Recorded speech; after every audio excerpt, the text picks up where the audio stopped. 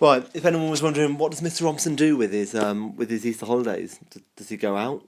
No, he does videos about how to do past papers. That's how I roll. But if anyone was wondering if I'm that boy, and I went cycling this morning, I quite enjoyed it. It was really nice. It's sunny. But anyway, back to you and your revision. Here we go. This is a 2007 paper, and it's higher tier again, so there won't be any of the easy questions in there. But don't worry, it's a good example. Okay, a nice easy one to start. Now, this is the moment where you do not be even slightly smug and go, "Oh, I'm really good at maths." No, do your workings, get a calculator out. Don't try and be the big timer. Okay, so they have 10 staff, which now this is key. Um, this is total wage bill, and loads of people get this wrong. Honestly, they do.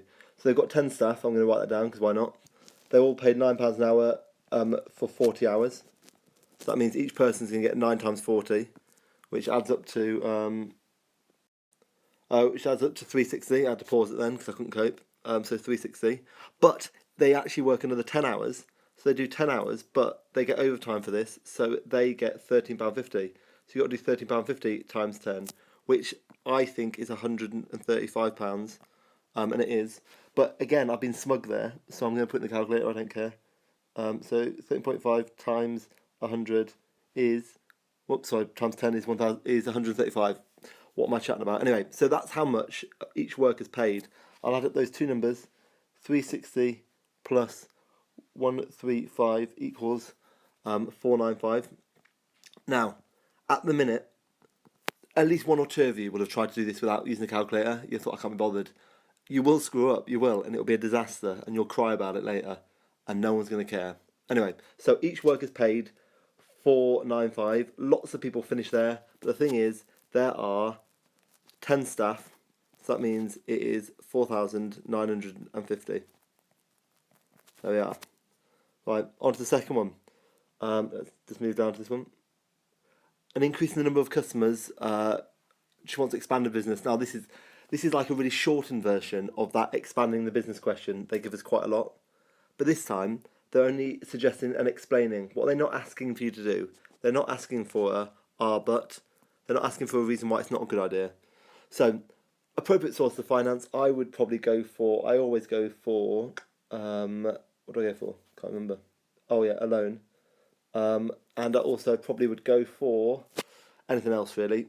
To be honest, I wouldn't go for credit card or overdraft alongside a loan because they're too similar. I mean, you've got family and friends. Um, I think that's just a bit average, family and friends. So I think the two I'd go for is loan. I need to get my handwriting better. Loan and grants. I think they're the two best ones. Grants are money given to you by the government for you to produce more stuff, basically. Loans are money you get from a bank, however, you have to pay interest. Family and friends, you could sell back your assets, anything like that. Okay, moving on. Um, Oh, now opportunity cost. Now there's no definite. I'm not definite this is still in the course, but I'm going to define it anyway, just in case, because I don't want you to be like, "Oh, you never taught us that, sir." I'm not having that. Okay. So, opportunity cost is a bit of an economics term, and it's really easy. So she can either extend the shop, or she can buy a new van. Right. So she decides to do this. She decides to extend the shop. What is the opportunity cost of doing that? That means she doesn't get to buy the new van. So the opportunity cost is you don't get to enjoy the new van. Now, to go for a big economic actual definition for it, opportunity cost is the benefits foregone. Oh, that's a B. Foregone. Now, when I say foregone, that means you don't get to have them. The benefits foregone of the next best. I'm going to say it quickly. Next best alternative. And I'll explain this. So, if I had a choice between a Twix and a Mars bar, but I only have 50p, and I go to the shop, if I have the Twix, what do I not get to enjoy? I don't get to enjoy the Mars bar, so I forego the benefits of eating that Mars bar, if that makes sense. Right, on to the communication question. Now, this is their only communication question they seem to have. I think it's ridiculously easy. I don't even know why they bother, but here we are. This is what we're doing. So, Fiona has got loads of different methods of communication she could go for. and she's got two situations. Now, I can honestly say here, as long as you explain why you've chosen your one and you've explained it properly, it really doesn't matter what you say, as long as it's not something stupid. So, Fiona has to inform a customer she needs to cancel an appointment later in the day. I would have said phone. I think that makes sense.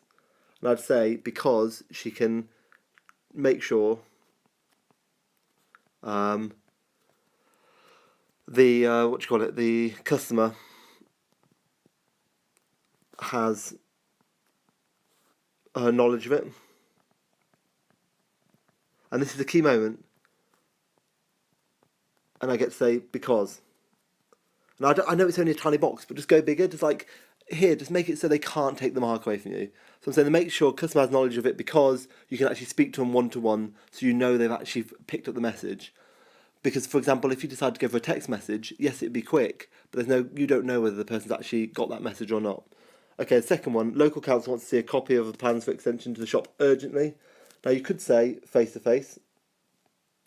You could say email. And you could say fax. What you wouldn't say is letter, because letter would be stupid, wouldn't it? Because it's not urgent. So I'd say face-to-face would be good because you'd actually be able to show them the plans. So that makes sense.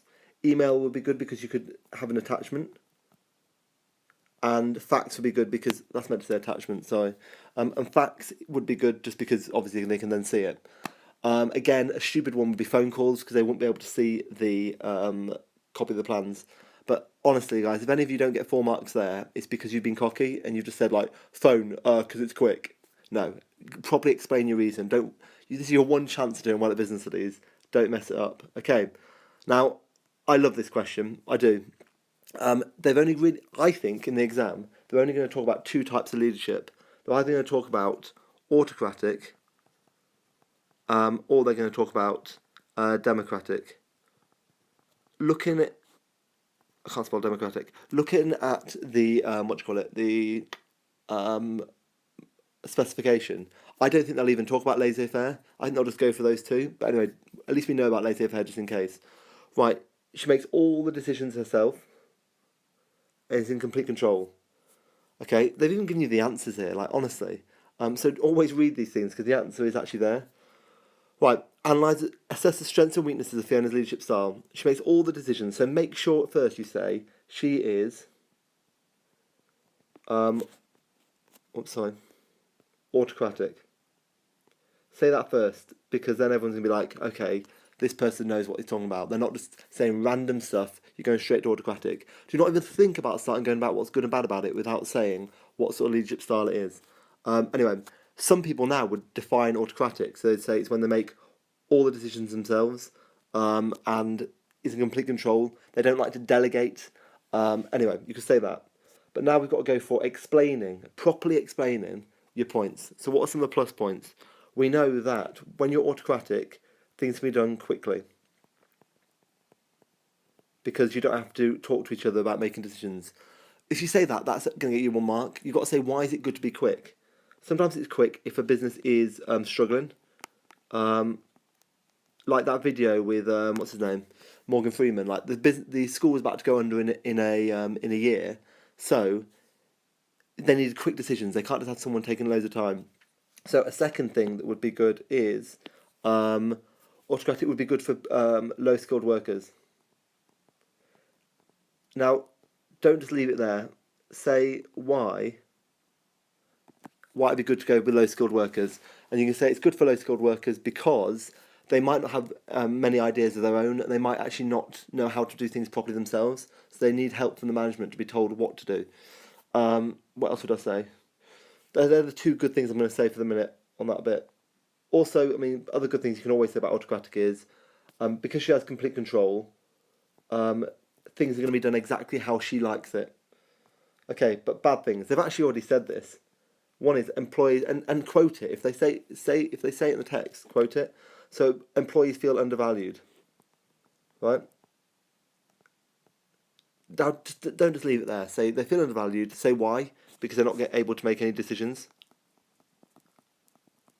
And then say, why is this going to make them feel bad? It's going to make them feel bad because they might have loads of ideas they want to share, but no one cares. So there's one. Another bad one. What else is bad about being autocratic? Oh yeah, you get less ideas. Don't just leave it there. Say you'll get less ideas because workers who had great ideas aren't able to speak up. This will be bad because opportunities may be missed. There we are. Um, I would always say, as a grand finale, to get the 8 marks, you need to have a final judgment.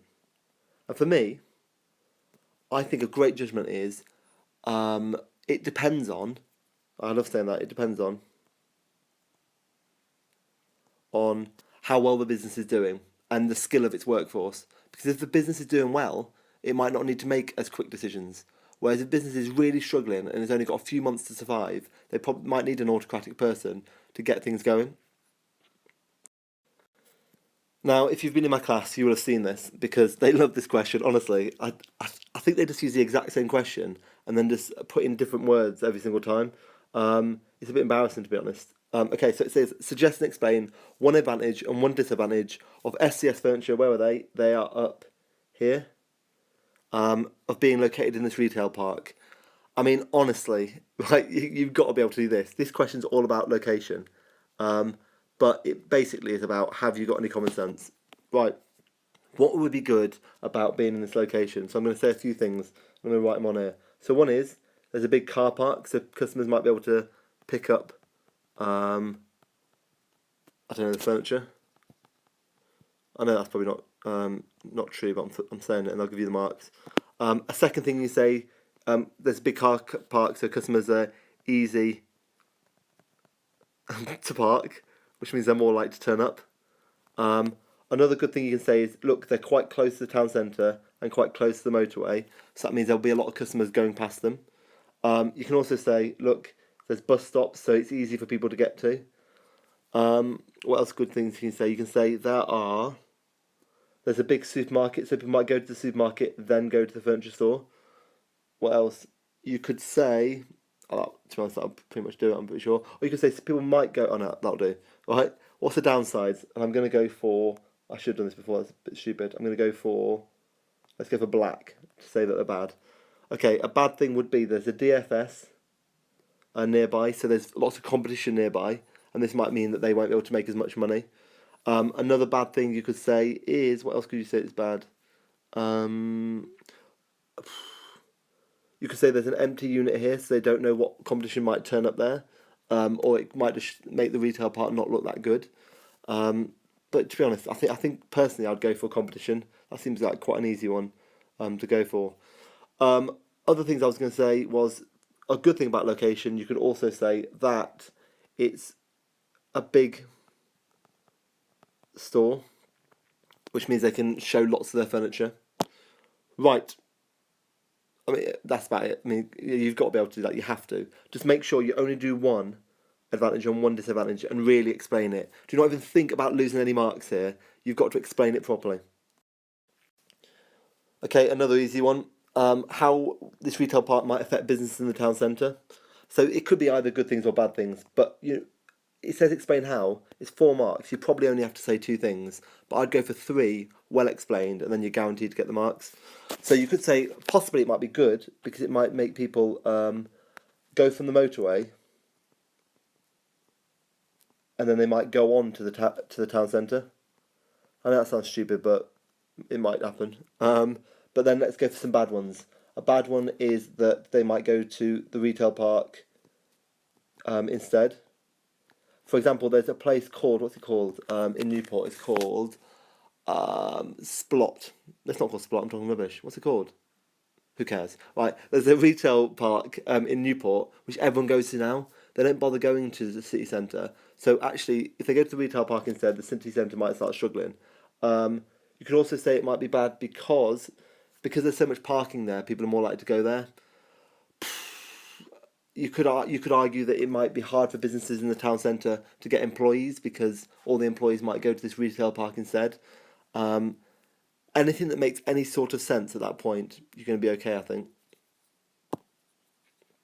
Right, next one. I love it. Love a question on economies of scale. It hasn't given you a chance, but I'm going to do it anyway. I would first of all define economies of scale. I know they haven't asked for that, but It just makes the examiner think, okay, this person knows what they're chatting about. And why not? Like, this is your one chance to chat about it, so you might as well. So economies of scale are, as a firm gets bigger, its cost per unit goes down. Now it's saying explain 2 economies of scale which you might gain. Really easy ones. I like going for finance because you can say as a firm gets bigger, they're able to go to banks and they'll be more likely to get a loan, and they're more likely to get a cheaper loan because they're less risky, because they're a bigger company. A second easy one you can talk about is risk. You can say as they get bigger, you might want to spell risk right. There we are. As we get bigger, if one of their whatever, like one of their shops does badly, at least they've got other shops to fall back on. So you could talk about that as risk. Other easy ones are purchasing. So they will be able to buy in bulk all their stock, which means when they buy in bulk, they'll be able to get it for cheaper per unit. And another easy one is technical. And you can say they'll be able to afford machinery, which might mean they can make cheaper, what do you call them? Whatever they make, furniture. And it might be better quality. There's a couple more. You could talk about marketing. You could talk about managerial. But those 4 are kind of my favourite. They're the easiest. Right. Again, this is an absolute dream question. Really easy. It's talking about whether it's good or bad to develop a website. So you want to say good things and bad things about developing a website. Now it's 8 marks. So at the end, I'd do a final judgment. So let's go for some good things about having a website. 1, you can get to a wider audience. And you know what I'm going to say next. Well, I'm not going to be able to follow it. That doesn't feel right. But anyway, what am I going to say next after saying wider audience? That means you'll be able to benefit from economies of scale. Now, that is 2 separate points if you really explain them. Do not just say they'll get a wider audience. Say they'll get a wider audience because more people will be able to go to the internet and see their product, which means they're more likely to be able to make more profit. Full stop. A second point is they'll be able to benefit from economies of scale. Right? Define it again. I know that sounds stupid, but they won't be marking the previous question in tandem, and they'll give you more marks. So define it and give an example. Right? So there's 2 good things. What's another good thing about selling on the internet? You don't need to have a cheaper, because you don't need a shop and you need less workers. I've had a bit of a mind blank for anything else that's good about it. I'm sure there's more, but anyway. What's the downside of selling on the internet? Right, customers can't see the product. And that's bad because they might not be happy with it and they might end up needing to send it back. Another downside is, what will you do with returns? A boring story, but I'm going to tell it. I bought some stuff from Laura Ashley that was honestly the worst bit of furniture anyone's ever seen. They take 6 weeks to bring this furniture. It was dreadful. Anyway, when it turned up, Mr. Robinson's first drop, as he does, and I said, I want you to send it back. They had to send it back and they had to pay for all the returns. I wasn't going to pay for it. So anyway, yeah, people might return it. I think that's my point. What else is the problem with selling on the website? It can be quite expensive to set up. This is because why is it expensive to set up? Because it is like you got to get a website designer in to design it for you. That can be expensive. Another problem, there could be problems with fraud. Like you could end up having one of those kind of viruses go in there and people losing all their data, like happened with the PlayStation. And I'd do a final judgment, and I'd probably say it's a good idea because you're able to get to a wider audience, which means you can benefit from economies of scale. I know I've said that before, but as long as you say that's one of the main reasons which is really successful, or a really good finale is to say, as long as. You say, I think it'd be a really good idea for them to develop a website as long as they make sure the website is really high quality and shows their product to be of a good standard. So we all know what happens when you go to a rubbish website. You think, there's no way I'm buying anything off this website. I don't trust them. This is quite exciting for me. I haven't seen this question in a long while. So, first thing I want you to do with these sort of questions is, I know you're thinking there's no point, but do read this just quickly. Just read it, and then you'll feel like you know what you're talking about. So they are Whitbread, like doing hospitality and leisure. They're in Premier Inn, David Lloyd, and all these food places, right? So they are a franchisee, though, of another company when they go for their TGI Fridays. So they don't own TGI Fridays, they're a franchisee, right? Now let's just go quickly on this. A franchisee and a franchisor, right, let's get the definitions right. So first of all, a franchise, that is when a franchisor gives license to a franchisee to use their brand name and their products. That's what a franchise is. A franchisor is the big company, and they're the ones who are actually giving license to the other company. A franchisee is the little company, and they're the ones who are who don't own the brand name and they're just using it. Okay, so 2 reasons why Whitbread buys into the TGI franchise rather than opening restaurants its own name. So this has got to be 2 plus points of being a franchisee.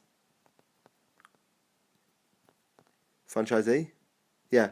Now, I can't spell, but always use the spelling they've got already for you, which makes it a lot easier. Okay, 2 reasons why you want to go to franchise. One is you get a recognised brand name. Don't just leave it there. Say, this will be good because it means customers will know your product, so they'll trust it more, so they're more likely to buy it. Now, you could throw in as your finale here that 90% of franchises are successful, whereas much less individual businesses are. A second good thing is you get to benefit from their advertising. So you could say whenever TGI do a TV advert, you'll benefit from that, and you're not having to pay for that directly. Another benefit is you'll get more training. So TGIs will train your staff to make sure they're actually really good. I think they're fairly easy ones to go for. Right, love it. Okay, 2 pricing strategies they could use to increase sales. Now, pick ones that make sense for the situation, always. So we're talking about TGI Fridays. This is a food place. What would make sense? So I think what would make sense would be, now the problem is, right, I'm going to try and spell this. Can you now Google it and say, actually, you know what? Right, a little pause then when I tried to find the spelling, right? Who knew that psychological pricing starts with PS? I thought it was, for some reason I always wanted to do an H. Right, PS, psychological. Right, get the spelling right. Practice that spelling 10 times in a row now. Get it right, because they might take a mark off you for getting the spelling wrong. It's just stupid. It'd be a stupid waste of a mark. So we've got psychological pricing. And you'd explain this as being, this is when they might take a penny off to make products $4.99, and then that means people might think the product's cheaper, so they're more likely to buy it. Now, a little annoying story about this. I got my haircut yesterday. Normally I did it myself, but I thought, you know what, I'm going to splash out. And it was $9.99, right? I gave her a tenner. She didn't even give me the penny back. I was like, hold up, where's my penny?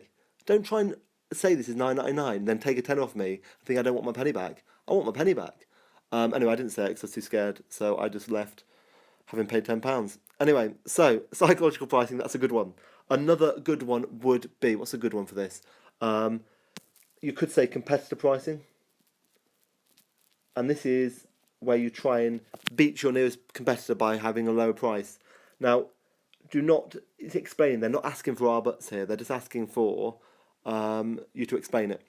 So say what the good thing, say what it is basically. What's another one you could have gone for? For me, skim pricing wouldn't work. The idea of making it really high at first, because people don't just buy it once, they have to buy it again and again and again. So honestly, it doesn't make any sense. Skim pricing wouldn't work. You could go for penetration pricing, maybe, because you could say they could start low. But the thing is, I don't know, because the company's been there for a while, so I wouldn't go for penetration pricing. Psychological pricing, competitive pricing is good, and you could have a loss leader.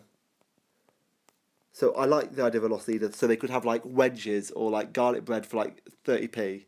They make a loss on that. We all go in, we buy the garlic bread, and then we get nailed on the main meal.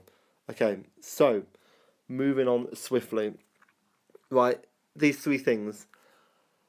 These are all the economic things you've seen at the end of the course, and not everyone knows what I'm talking about with this. So I'm going to go for it as easy as I can, okay?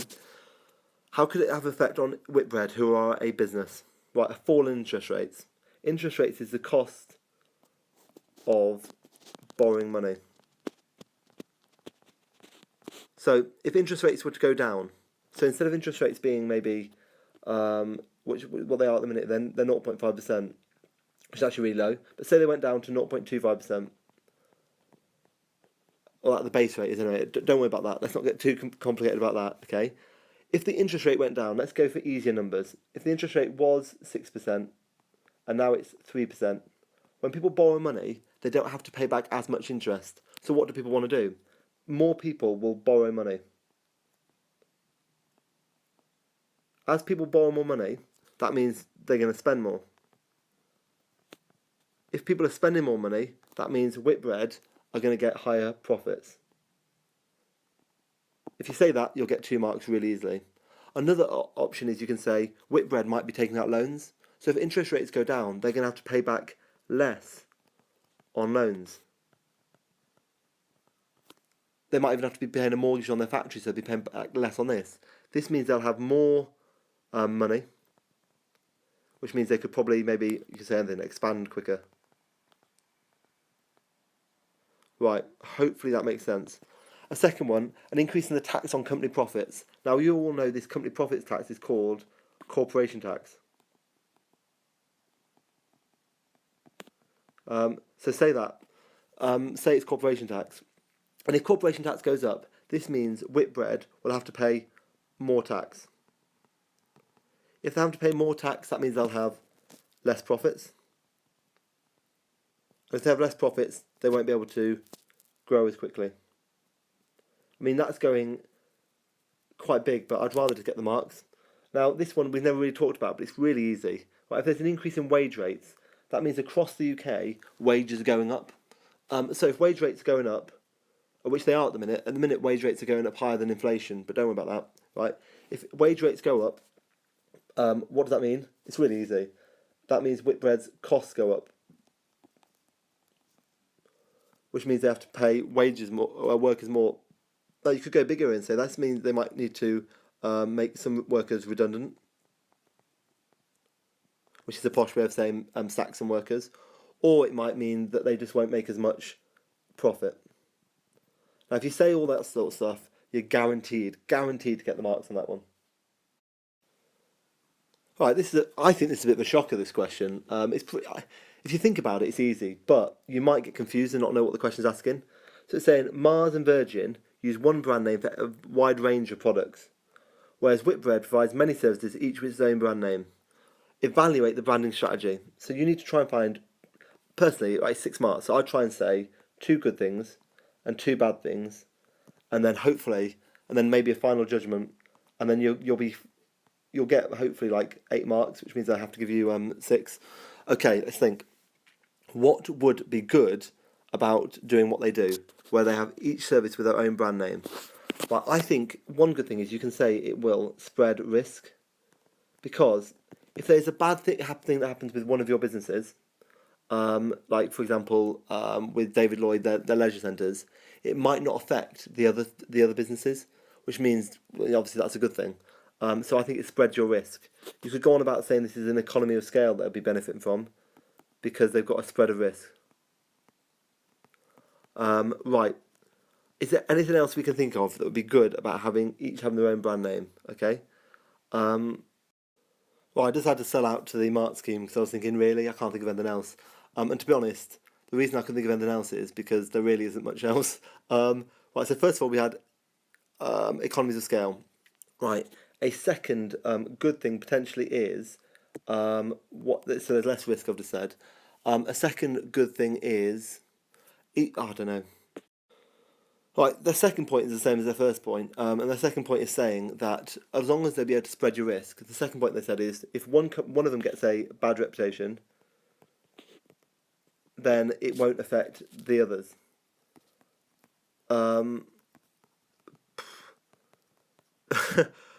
I think for me, and then it says etc., which basically means anything that makes any sense at this point, you'll probably get the marks. Just make sure when you make a point, leave a line and then say my second point is. Even if you think those points are quite similar, it's really important to have them in 2 separate points, because then they're more likely to give you more marks. Okay, why is it bad? Because 1, you can't benefit from customers buying one product and then going on to buy the other product.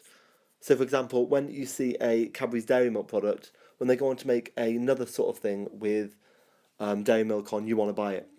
Or Virgin, like I hate the trains, but anyway, say I like Virgin Trains, I might then go on to go for Virgin Airlines because I feel like I trust that name. So that's one thing. A second good thing is advertising. If you see an advert for Virgin Trains, it will still make you think of Virgin Planes as well. So you kind of get spin over benefit from different advertising. Um, I mean, at this point, I think there's not another minus thing you could probably say is a bad side of doing it is that you know what? I honestly think there's not much else in the bag. I think this is as good as it's going to get. Sorry, it's a bit vague, but so far we've got four kind of points. Do a final conclusion like it depends. It's a really good idea as long as if one of your businesses is struggling and has got a bad reputation, but you can't benefit as much from economies of scale. That's about as good as I can go. So, okay, here's a word: acquisition. Now, if you had any sense and you weren't sure about what acquisition meant, if you just read this thing where it says it's led to the acquisition of two manufacturers in England, what basically an acquisition is when one firm takes over another company, and because it's only one mark, you'll get away with that. Okay, what can you give any reasons why a firm would want to acquire or take over another company? Right, one reason is it will reduce competition. So, for example, when let's think Facebook might take over some other little company, and the reason is they're actually like Facebook took over WhatsApp, and the good thing about that is they don't have to compete now with WhatsApp anymore. So that's one good thing about it. Another thing is you might be able to gain skills and new products. So the smaller company might have something that you want to try and take off them. What else? I think they're two really good ones. Reduce competition, gain skills. You might be able to benefit from, and we know what we're going to say here. You've got bigger, so you can benefit from economies of scale. Now I know you've done it before, but if you say economies of scale, just define it and explain it. I know this only says give two reasons. It's only worth 2 marks, but I don't want you to just lose marks stupidly. I know it's only 2 marks, but just make sure they're going to give you those 2 marks. Really, really make sure you explain what you're saying. Okay. What's the name given to a business who operates in many companies? They love this one. It's a multinational. It's a multinational business. Okay. All right. COSI, whoever the hell COSI is. Let's have a look. Let's go back up. Who are COSI? Oh, here we are. I haven't read it yet. Right. So, has been significant improvement. Oh, I love this question. Love it. It's really easy. There's been improvement in quality of the products in recent years. How can you make sure you have good quality products, right? It says outlines, you've got to explain it. So, your obvious ones, which are the mark scheme, are you can train your workers. Now, explain why training your workers would make assure better quality, because if their workers are trained, they're less likely to make mistakes, and they're going to understand how to make the product better, so therefore the product will be better. You could use better materials.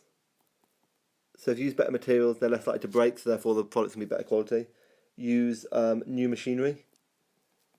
The machinery, again, might be better than workers because it might be more accurate. So therefore, that makes sure it's better quality. Another good thing is you can say something called quality control.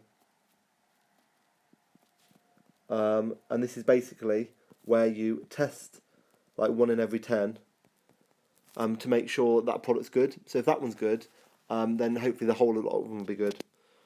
Right, there's 4 I've given you. So just pick 2. Right, every so often in business they come up with questions which are so stupidly easy. You're thinking, what? Why? Like honestly, but they almost scare you because they're too easy. So why are firms always trying to improve their products? Obvious, to make more profits, because the better a product is, the more likely people are going to buy it. Okay. A second thing is why you need to improve it is because products could be coming to, I know this is good, could be coming to the end of their life cycle. And if a product's coming to near the end of its life cycle, what do you have to do? You have to do extension strategies to try and keep that product going well. Strategy. Jesus. Okay. So there's 2 things. What's another reason why you're trying to improve your product is to keep away competition. Okay, I mean, they're three really easy ones. You could have said lots of other stuff that I'm sure would have been absolutely fine. You could say to get a bigger market share. Um, as long as you explain a couple, maybe 3 points there, you're guaranteed to get 4. Right, here is a question we've never really seen before. Now, some of you I reckon every single year there'll be one question where you're going to look at and think, that guy, Mr. Romson, has not really taught me this. And you just have to deal with that moment because the exam board will always come up with something random. But this is easy. If you actually think about this question, it's actually really easy. Should the government continue to encourage foreign firms to set up in Britain? So we need to have some good things and some bad things about foreign firms coming in up in Britain. Now, for me, this is a bit of an economics question, really. It's not really talking about how it will benefit businesses. But, I'm going to say some points. Just learn this off by heart. Learn it, learn it, learn it. Okay, so what would be good about foreign firms coming up in Britain? One is they will provide jobs. So, when Amazon turned up in Britain, in Wales, they provided loads of jobs, which meant Welsh people had more money, which means Welsh people could spend more money. Okay, that's one good thing, and it also means the government don't have to pay as much benefits because people have got more jobs. So if you can say that, that's gold, right? Another good thing is the government are going to get more tax because when these foreign companies do well, they should, in theory, pay the government some more tax. Another good thing is suppliers. Oh, geez. Suppliers in the UK, they might be able to then supply these companies that have come in. Another good thing is other businesses might benefit. For example, whenever like a big company set up, you'll see like a Greggs will turn up next door because they know that they can then sell food to the workers. So I think there's 4 really good things you could say about why it'd be good foreign firms coming into Britain. But there are some problems. One is there's going to be more competition. And there's going to be more competition for UK firms who can't compete with these big companies that come in from abroad. So, for example, when McDonald's came across, good old Wimpy in the UK couldn't cope, so it went bust. Well, it hasn't gone bust, but it might as well have. What other problems are there with foreign firms setting up in Britain? Some people argue that there might be a loss of jobs. So the other way around, because people in the UK firms can't afford. UK firms start going bust, so they can't afford workers. Right, moving on. What's another one? Another one is, okay, to get these foreign firms to turn up, the government normally have to pay them lots of money. So when Amazon turned up in Wales, the government actually paid them 8 million, and this was because they thought it'd be good for the economy. So you can say it might cost a lot of money. A grand finale, you need to do a final judgment, and you can say it depends on whether this company creates many jobs. That'd be a good final judgment because some companies might come across and not actually create any jobs. They might just have machinery, and therefore there'd be absolutely no point in them being there. Okay, we are getting there. I have not lost the will to live yet, so let's move on. Right, you've seen this before. It is a profit and loss account, and a profit and loss account are really easy because they show whether the firm's making a profit or whether the firm is making a loss. That's all it does. Now, what I don't want you to get confused with is, look, this is 2004, and then this is 2005, so it's kind of like backwards. Okay, what do you have to do for this question? Right, I'm gonna define a couple of things while I'm doing this, just to make it easy. Right, turnover, sometimes will be called revenue, and it is money in. I need to get better at writing. Okay. Right, what else? Cost of sales. These are basically, cost of sales are always variable costs.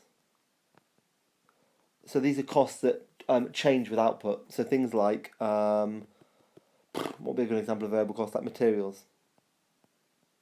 Right, let's keep on going quickly. Right, gross profit is just simply turnover, this thing, take away the cost of sales. So for example, in this example here, I'll get a little arrow out so I don't make this too hard to see. The turnover was 670. The cost of sales was 497. So 670 take away 497 equaled 173. Okay. Right. The next bit down. I'll go for a different colour. Expenses. These are fixed costs. They're always fixed costs. Okay? So an example of an expense which a firm might need to pay is any sort of fixed cost. So you might say they might have to pay rent. And that's a fixed cost because as you make more products, you still have to pay the same amount for rent. But the final bit, net profit, is profit after everything has been taken away. So all costs have been taken away. Right. Complete the shaded areas of profit and loss account. So you've got to try and fill in this one and this one. Now this is really easy. Now can you do me a favour? Make sure you get your calculator out. If you're struggling, right, and you don't really know why one thing's doing the other, look at the side which is already filled in and just do the exact same thing on this side. So on this side you can see 670 take away 497 is 173. So it's got to be 780 take away something equals 196. So all I need to do is do 780 take away 196, which is, I'm just get my calculator out, don't go away, is 780 is 584. So that would be this one here, that is 584. Right, I'm going to change colour because you can't see that. Right, next one. Do exactly what I did before, but use the other side. So, gross profit was 196 here, then there was expenses of 42, so it ended up at 154. So this was obviously 196, take away 42, equals 154. So this one will be 173, take away something, equals 134. So all you have to do is do 173, take away 134, which equals 39. Whoops. And there are your two answers. Now, if you hate maths, at least you've only lost 2 marks. Do you know what I mean? But to be honest, I think even if you've never seen it before, you could work that out. Right. It says, using the profit and loss account, comment on Redrow's profitability between 2004 and 2005. So it's saying basically comment on whether this company's doing well or not. So, what could we say that's good for the company? What's happened that's good? They had a net profit of 134, and then it's gone up to 154. So, say, net profit has gone up, yeah? And to get more marks, say it's gone up from 134 million, make sure you say million, with a pound sign, to 154 million. See, that's a good thing to say. Really explain your point by saying that. So that's one good thing you can say. Right, is there anything we can say that's bad about this? Well, I'd say one bad thing is, look what's happened. They've had a big increase in their cost of sales. So you can say a bad thing is their cost of sales have gone up. So you can say that's bad. You can also say another bad, and make sure you use the numbers. So you can say they've gone up from 497 million to 584 million. You could also say their expenses, which are fixed costs, have gone up from 39 million to 42 million. Right, I'm now going to throw something down here, which is absolutely hugely big time, but I'm going to say it anyway. Right, there's a calculation they always seem to like you doing, which is net profit. Now you've already got the marks already, but I'm throwing it. Net profit as a percentage of turnover. Right, and they like doing this because there's nothing worse when a company makes massive turnover, massive money in, but they end up with hardly any net profit because they've got way too high costs. Man City would be a great example of this because they've got such high costs. Anyway, sometimes they like you to do net profit as a percentage of, I don't know why I put divided, I meant as a percentage of. Don't worry about what I've done there. Right, net profit is a percentage of turnover. Right, how do you do that? You get the net profit, which is, I'll do it for 2004 first of all, which is 134. You put that over the turnover, which is 670. Because you want it as a percentage, you times by 100. Right, and that equals 20%, which is actually isn't a bad net turnover, right? So the net profit is a percentage of turnover, right? Next one, in the second year they had 154, and their initial turnover was 780. So I'm going to times by 100, and that equals, don't go away, 154 over, or you'll like this, You might not care. It is only 19.7%. But I'm just going to do that again just in case. I don't want to have a shocker and you'd be like, well, it's not. Yeah, it is 19.77. So actually, their net profit as a percentage of turnover is lower, which means, yes, they're getting loads of more money in, but the problem is that their costs have gone up too much. Now, if you threw that bad boy out at the end, these people would be like, who is this teacher? How did he teach them such brilliant stuff? And then, we'll all win. But if you don't have that, don't worry about it. Just say the obvious things beforehand. Oh, one other quick thing is, how I said it went up from 134 up here to 154? They'll give you an extra mark if you say that's an extra 20 million. So do like simple calculations like that, where you say how much it's gone up by, and they'll give you even more marks. Right, this question is hugely wishy-washy, but it's 6 marks. You've got to say 3 ways and explain them, which you could measure the success of the business apart from comparing profits. So you could talk about the size of the business. So you could say the number of workers, how many shops it's got, something like that. Okay, that's one. Second thing you could say is market share. If a firm's got a big market share, that means they're obviously doing well because they have a big proportion of the market. You could also say you could look at a firm's balance sheet. Because if you look at the firm's balance sheet, you'll be able to see if it's got more assets than liabilities. Right. Another thing you could say is customer feedback. I know this is rubbish, but it's in the mark scheme.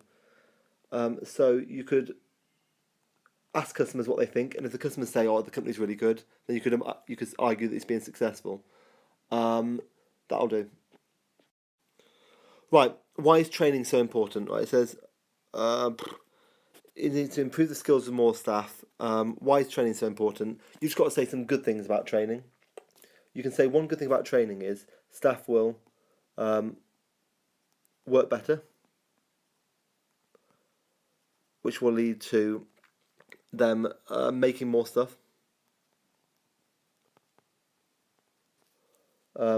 which would mean they'd make more profit. You could also say another good thing about training is the quality of the product will be better. Another good thing about training is it will motivate staff because they feel like they're getting better at their job. At this point, if you wanted, I wouldn't go on about the difference between on the job and off the job because I don't really feel that's what the question's about. Now, it's got some things like a downside of it, but we don't have to actually argue this. Now it says it's opened a new national training centre. For me, I would have said that's off the job. I would have said it because I just think it shows that you're quite clever.